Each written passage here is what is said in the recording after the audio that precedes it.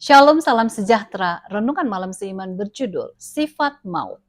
Segala sesuatu yang dijumpai tanganmu untuk dikerjakan, kerjakanlah itu sekuat tenaga, karena tak ada pekerjaan, pertimbangan pengetahuan dan hikmat dalam dunia orang mati.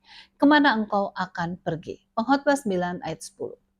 Jika kematian itu merupakan berhentinya kehidupan, apakah yang dikatakan Alkitab mengenai keadaan seseorang yang berada di alam maut itu?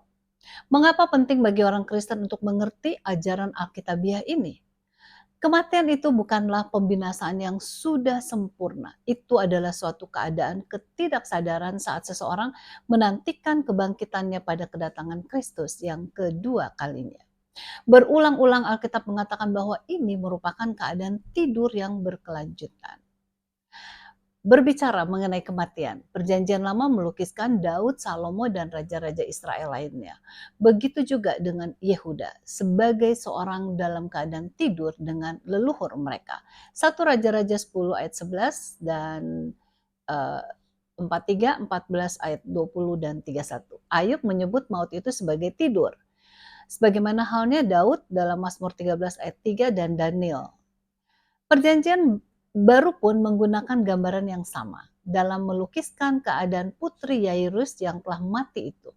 Kristus mengatakan bahwa anaknya itu tidak mati melainkan tidur. Ia juga menunjukkan kepada Lazarus yang sudah meninggal dunia itu dengan cara yang sama. Matius menulis bahwa banyak orang-orang kudus yang telah meninggal bangkit setelah kebangkitan Kristus. Dan catatan yang dibuat mengenai Stefanus yang mati syahid, kita dapat melihat bagaimana Lukas menulis bahwa ia tertidur. Kisah 7 ayat 60. Dalam Alkitab bahasa Inggris menggunakan kata asleep. Paulus maupun Petrus juga mengatakan bahwa mati itu hanya tidur. Dalam bahasa Inggris sleep. 1 Korintus 15 ayat 51 dan 52. Gambaran yang diberikan Alkitab mengenai kematian itu sebagai tidur sangat tepat dan jelas keadaannya sebagaimana dengan perbandingan sebagai berikut. Yang pertama, orang mati tidak tahu apa-apa. Pengkhotbah 9 ayat 5. Yang kedua, orang mati hilang maksud. Ya, maksudnya maksud-maksudnya. Mazmur 146 ayat 4. Yang ketiga, orang mati berhenti dari kegiatan sehari-hari. Pengkhotbah 9 ayat 10. Yang keempat, orang mati tidak lagi emosi. Pengkhotbah 9 ayat 6. Yang kelima, orang mati tidak memuji Tuhan. Mazmur 115 ayat 17. Yang keenam, orang mati akan dibangkitkan. Yohanes 5 ayat 28 dan 29. Kita bersyukur sebab orang percaya tidak akan mati terus di dalam kuburan.